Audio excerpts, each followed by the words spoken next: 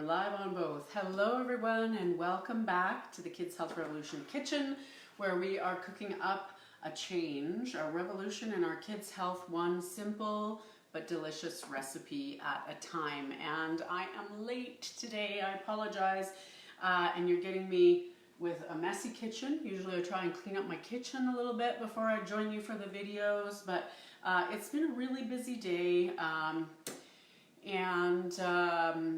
I was spending a little bit of time with a friend who needed a little extra support, and sometimes that's just the way life goes, right? It throws us a ball, a curveball, and we've got to roll with it. So I'm a little late joining you for the video today. I hope that doesn't throw your schedules off too much, but in any case, you can always catch the replay, and if you are part of the Kids Health Revolution private community, you can always get the downloaded copy of the recipe. So I will have that posted shortly. So if you're watching from regular Kids Health Revolution land, make sure that you join our private group, which is on Facebook. There's a Kids Health Revolution private Facebook group. And also if you go to kidshealthrevolution.com and just type in your email address, then you become part of the free community there, and I can email copies of these school snack recipes to you, so you get them right into your inbox. Couldn't be easier, and you've got lots of good, healthy, delicious recipe ideas that you can use in order to help fuel your kids' better health. So today's recipe, again, I'm not making it right here in front of you, but super good, really easy and nutritious, and you know, kids are going to love it, because what kids don't like? Chicken wings. So we're going to talk about that in a minute, but I just want to take a second, because I know that I get a lot of questions and comments when I'm working with clients and from people online talking about how they feel really overwhelmed with the process of making change, and what they're going to cook, and there seems to be this sense of having to have everything, every duck completely lined up in a really nice neat row before you even get started, and sometimes not knowing where to start. And even people who've been in this community for a while and have been watching the videos, and you have access to the downloads, still feeling like they're a little overwhelmed with the idea of how to make all of this work in their lives. So here's the one thing that I would tell you: just start. Just start somewhere. You don't have to be perfect. You don't have to do this flawlessly. You're going to make some mistakes along the way. Goodness knows that I have. But that's okay. Just dive in and start making one change at a time. And if you look at the recipes that are on this on these videos and available for the download, and you feel a little bit overwhelmed because maybe some of the foods are a little unfamiliar to you, and you're like, oh my God, like, how do I even begin with this? I gotta completely change my whole life and how I shop. Pick one recipe that seems like it's the easiest, and maybe today is it, because this is a fairly approachable sort of recipe. Pick that one recipe, go out, get all the ingredients that you need from the grocery store, and then make that one recipe. So commit every week. If you haven't started, you've been kind of watching and thinking about starting, you haven't really done much, pick one recipe a week that you can dive in with, and start preparing that recipe and feed it to your family. And they go, okay, I did that one recipe. Pat yourself on the back, that's an amazing thing. And then pick another recipe. Pick up the groceries for that. Maybe pick a little bit more of an adventurous recipe that you have to pick some ingredients that you're not familiar with. Give it a try. If the recipe doesn't work the first time you try it, who cares? Try it again.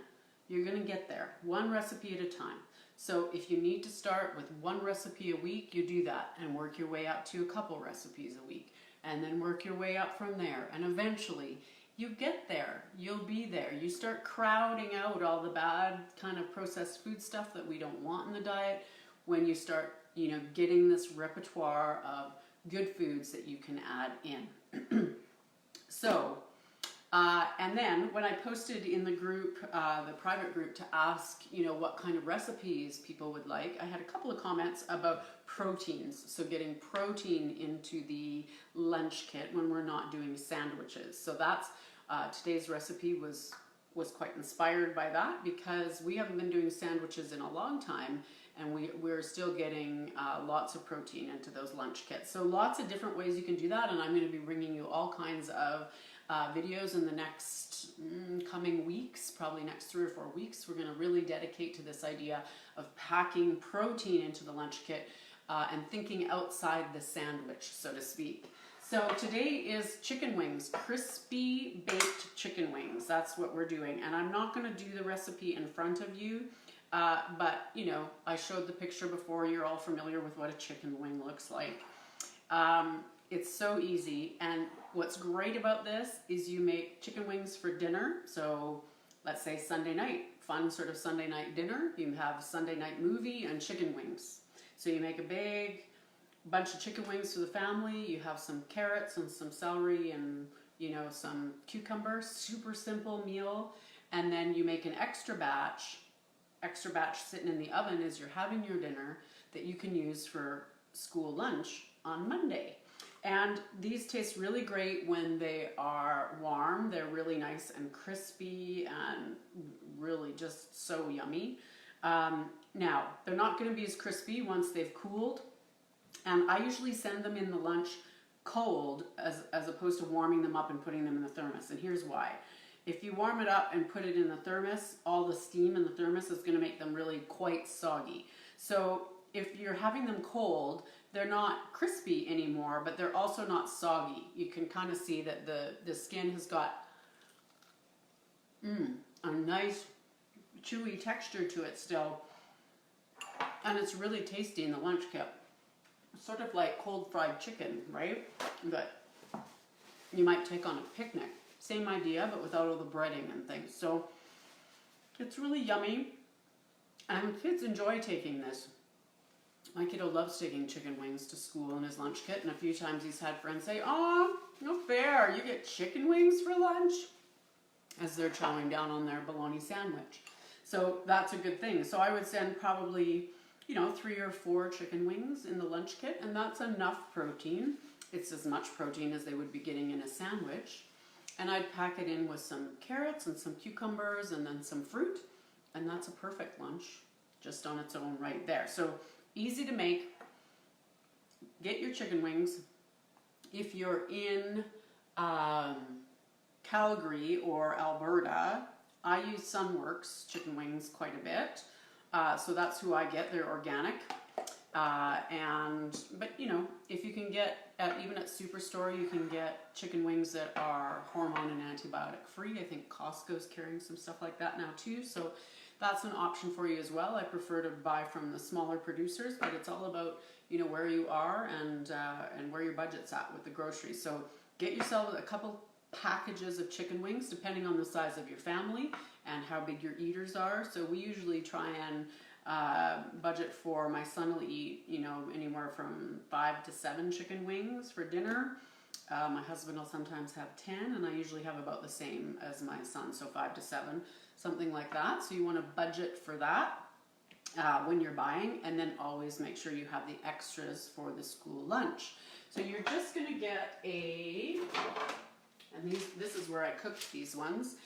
Cookie sheet, you're going to line it with parchment paper, and then you want to use some kind of fat to cook it in. So in the recipe, I think I have used avocado oil, so 2 tablespoons of avocado oil. Today when I cooked these, I actually used some bacon fat that I had left over, so you can do that as well. I wouldn't use, you don't want to use olive oil for this because this is a really high temperature cook.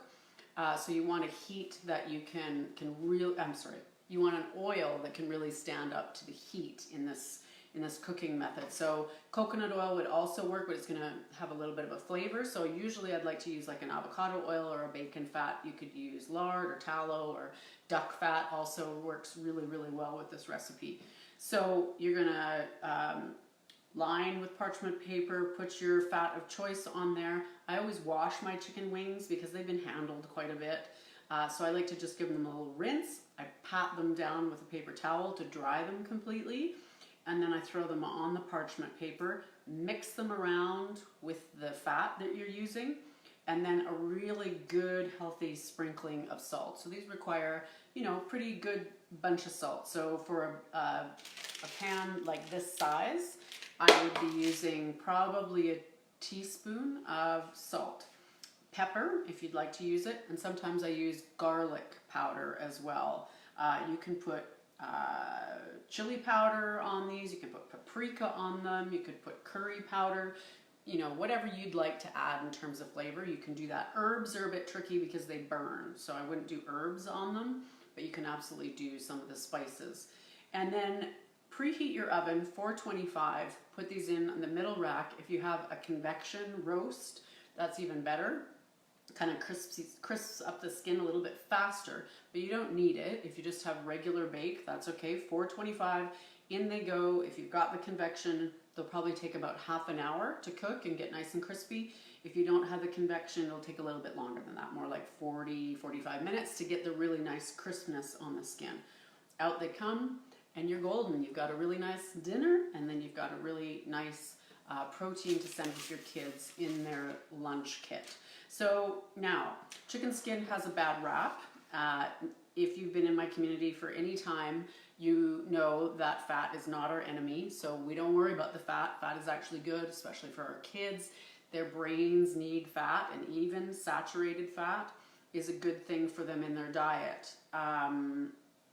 You want to worry more about the sugar in their diet if you're concerned than you do about the fat. So this is a really great way to get that protein into them. The skin has lots of the collagen in it, the proline, the glycine, and the collagen that is really good for the gut health. So having these types of meats with skin on them and the higher fat content is also good and helpful in healing the gut. Now, a word of caution, if you do have a child who has a histamine issue, then you would want to be a little bit careful with chicken wings. So either avoiding them for a time while you're doing a low histamine diet, or when you're starting out and coming off a low histamine diet, you know, not piling the plate full of and making so that you're not filling up that bucket too much. So that is, you know, really quick, simple, easy recipe that you can do. It takes very little hands-on time. It takes me 5 minutes to prepare those, then they're in the oven the rest of the time. So couldn't be easier, and the kids love it. Great way to get gut healing, healthy protein into those lunch kits without having to do sandwiches. So remember, you can get the downloadable copy of this recipe over in the kids free community, or get it emailed straight to your inbox by joining the community at kidshealthrevolution.com. If you enjoyed this video, please give it a little like. If you have questions, put them down there and I'll answer them for you. And I'll see you again next week. Bye.